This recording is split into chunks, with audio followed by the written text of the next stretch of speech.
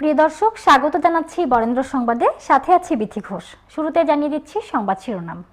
বাঘায় আওয়ামী লীগের দুই পক্ষের সংঘর্ষ, আহত অর্ধশতাধিক। রাজশাহী থেকে ট্রেন যাবে কলকাতায়, এলো ঘোষণা। রাজশাহী থেকে অপহরণকারী গ্রেফতার, অপহৃত মাদ্রাসা ছাত্রী উদ্ধার। লালপুরে প্রাইভেটের ধাক্কায় নারী পথচারীর মৃত্যু, চালক আটক। এতক্ষণ শুনছিলেন সংবাদ শিরোনাম, এবারে জানাবো পুরো খবর। রাজশাহীর বাঘায় পাল্টাপাল্টি মানববন্ধন কর্মসূচিকে কেন্দ্র করে আওয়ামী লীগের দুই গ্রুপের সংঘর্ষে অন্তত 50 জন আহত হয়েছে। সংঘর্ষের সময় কয়েকটি হাতবোমার বিস্ফোরণ ঘটানো হয়। পুলিশ অর্ধশত রাউন্ড টিয়ার শেল ছুড়ে পরিস্থিতি নিয়ন্ত্রণে আনে। শনিবার সকাল 10:30টার দিকে বাঘা উপজেলা পরিষদের সামনে থেকে এই সংঘর্ষ শুরু হয়, যা এক পর্যায়ে পুরো এলাকা রণক্ষেত্রে পরিণত হয়।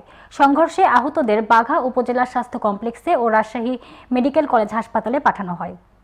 আহতদের মধ্যে রয়েছেন বাঘা পৌরসভার মেয়র আক্কাস আলী, বাঘা উপজেলা আওয়ামী লীগের সাধারণ সম্পাদক আশরাফুল ইসলাম বাবলু, আদানি ইউনিয়নের চেয়ারম্যান রফিকুল ইসলাম, সাবেক ভাইস চেয়ারম্যান শফিউর রহমান শফি। এদের মধ্যে আশরাফুল ইসলাম বাবলু সহ দুজনকে রামেক হাসপাতালে পাঠানো হয়েছে। প্রত্যক্ষদর্শীরা জানান, শনিবার সকালে বাঘা পৌর মেয়র ও জেলা আওয়ামী লীগের কার্যনির্বাহী কমিটির সদস্য আক্কাস আলীর অনিয়ম, দুর্নীতি ও স্বজনপ্রীতির প্রতিবাদে মানববন্ধনের ডাক দেয় স্থানীয় সংসদ সদস্য শাহরিয়ার আলমের পক্ষের আওয়ামী লীগের নেতাকর্মীরা। উপজেলা পরিষদের প্রধান ফটকে আয়োজিত মানববন্ধনের নেতৃত্ব দেন সদ্য উপজেলা নির্বাচনে 106 ভোটে পরাজিত রোকনুজ্জামান রিন্টু ও উপজেলা আওয়ামী লীগের সাধারণ সম্পাদক আশরাফুল ইসলাম বাবলু। উপজেলা আওয়ামী লীগের ব্যানারে এ মানববন্ধনের আয়োজন করা হয়। অপরদিকে সচেতন নাগরিকবৃন্দের ব্যানারে বাঘা সাব রেজিস্ট্রার অফিসের দলিল লেখক সমিতির নামে অতিরিক্ত টাকা আদায়ের প্রতিবাদে বিক্ষোভ মিছিল ও সমাবেশের ডাক দেয় উপজেলা চেয়ারম্যান লাহিবউদ্দিন লাভলু সমর্থিত স্থানীয় আওয়ামী লীগের আরেক গ্রুপ। মেয়র আক্কাস আলীর নেতৃত্বে পৌরসভার সামনে থেকে এই মিছিল বের করা হয়। মিছিলটিকে লক্ষ্য করে ইটপাটকেল ছোড়ে অপরপক্ষ। তবে এ সংঘর্ষ নিয়ে পাল্টাপাল্টি অভিযোগ করছেন উভয় পক্ষ।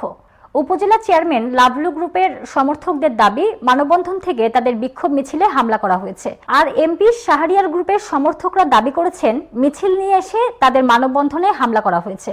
বাঘা থানার ওসি আমিনুল ইসলাম বলেন, দুটি কর্মসূচিতে পাল্টাপাল্টি বক্তব্য ও স্লোগান দেওয়াকে কেন্দ্র করে সংঘর্ষের সূত্রপাত হয়। এ সময় পুলিশ লাঠিচার্জ ও টিয়ার শেল ছুড়ে পরিস্থিতি নিয়ন্ত্রণে আনে। এই সংঘর্ষের ঘটনায় এখনো কেউ অভিযোগ করেনি। অভিযোগ পাওয়া গেলে আইনগত ব্যবস্থা নেওয়া হবে। রাজশাহী ও কলকাতার মধ্যে নতুন ট্রেন সার্ভিস চালু হবে। একই সঙ্গে চট্টগ্রাম ও কলকাতার মধ্যে নতুন বাস সেবা চালুর ঘোষণা দেওয়া হয়েছে। শনিবার বাংলাদেশ ও ভারতের প্রধানমন্ত্রীর বৈঠক শেষে এ ঘোষণা দেওয়া হয়। এদিন দিল্লিতে প্রধানমন্ত্রী শেখ হাসিনা ভারতের প্রধানমন্ত্রী নরেন্দ্র মোদীর সঙ্গে বৈঠক করেন। বৈঠক শেষে 13টি ঘোষণা দেওয়া হয়। এর মধ্যে উল্লেখযোগ্য হল, রাজশাহী ও কলকাতার মধ্যে নতুন ট্রেন সার্ভিস চালু, চট্টগ্রাম ও কলকাতার মধ্যে নতুন বাস সেবা চালু, গেদে দর্শনা এবং হলদিবাড়ি চিলাহাটির মধ্যে ডালগাঁও পর্যন্ত পণ্য ট্রেন সার্ভিস চালু, অনুদান সহায়তায় সিরাজগঞ্জের অভ্যন্তরীণ কন্টেইনার ডিপো নির্মাণ, ভারতীয় গ্রিডের মাধ্যমে নেপাল থেকে বাংলাদেশে 40 মেগাওয়াট বিদ্যুৎ রপ্তানি।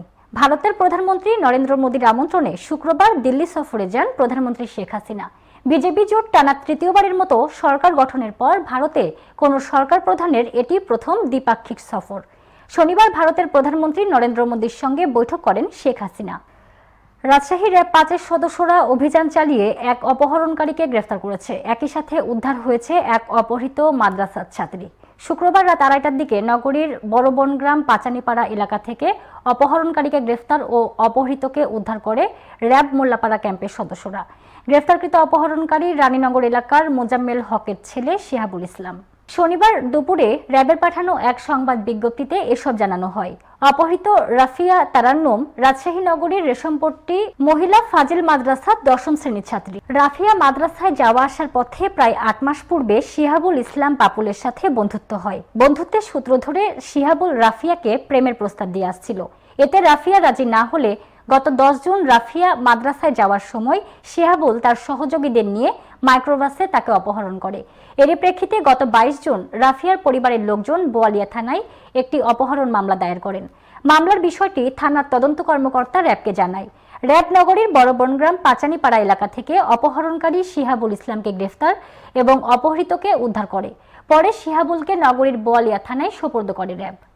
নাটোরের লালপুরে সড়ক পার হওয়ার সময় প্রাইভেট কারের ধাক্কায় রেহেনা খাতুন নামে এক নারী পথচারীর মৃত্যু হয়েছে। শনিবার বেলা 12:30টার দিকে উপজেলার তিলকপুর এলাকায় এ দুর্ঘটনা ঘটে। নিহত রেহেনা খাতুন তিলকপুর গ্রামের আনসার আলীর স্ত্রী। এ ঘটনায় প্রাইভেট কার সহ তার চালক এম এ হান্নানকে আটক করেছে পুলিশ। লালপুর থানার ভারপ্রাপ্ত কর্মকর্তা নাসিম আহমেদ ও নিহতের পরিবারের সদস্যরা জানান, রেহেনা খাতুন বাড়ি থেকে বের হয়ে বাড়ির বিপরীতে একটি মুদি দোকানে যায় কিছু কেনাকাটি করতে। কেনাকাটা শেষে দোকান থেকে ফেরার সময় রাস্তা পারাপার হচ্ছিলেন তিনি। এ সময় রাজশাহী থেকে পাবনাগামী একটি প্রাইভেট কার তাকে ধাক্কা দেয়। এতে তিনি ছিটকে পড়ে গুরুতর আহত হন। ঘটনাটি স্থানীয়রা দেখতে পেয়ে আহত অবস্থায় তাকে উদ্ধার করে লালপুর উপজেলার স্বাস্থ্য কমপ্লেক্সে নিয়ে গেলে সেখানে কর্তব্যরত চিকিৎসক তাকে মৃত ঘোষণা করেন। খবর পেয়ে পুলিশ ঘটনাস্থলে গিয়ে প্রাইভেট কার সহ চালক এম এ হান্নানকে আটক করে। বর্তমানে মরদেহটি পুলিশ হেফাজতে রয়েছে, তবে এখনো কোনো অভিযোগ করেনি থানায়। নাটোরের নলডাঙ্গায় শিক্ষার মান উন্নয়নে উপজেলা মাধ্যমিক স্তরের শিক্ষা প্রতিষ্ঠানসমূহের প্রধান ও সহকারী প্রধানদের সাথে মতবিনিময় সভা অনুষ্ঠিত হয়েছে। শনিবার দুপুরে নলডাঙ্গা উপজেলা পরিষদ হলরুমে সভাটি অনুষ্ঠিত হয়। নলডাঙ্গা উপজেলা নির্বাহী কর্মকর্তা দেওয়ান আকরামুল হকের সভাপতিত্বে সভায় বক্তব্য রাখেন নাটোর 2 সদর ও নলডাঙ্গা আসনের সংসদ সদস্য শফিকুল ইসলাম শিমুল, উপজেলা মাধ্যমিক অফিসার আব্দুল্লাহ আনসারি সহ অন্যান্য কর্মকর্তাবৃন্দ। পরে ক্ষুদ্র নৃগোষ্ঠীর 19 জন শিক্ষার্থীর মধ্যে 1,12,800 টাকার বৃত্তি এবং বাইসাইকেল বিতরণ করা হয়। এ ছিল বরেন্দ্র সংবাদে। সাথে থাকার জন্য ধন্যবাদ।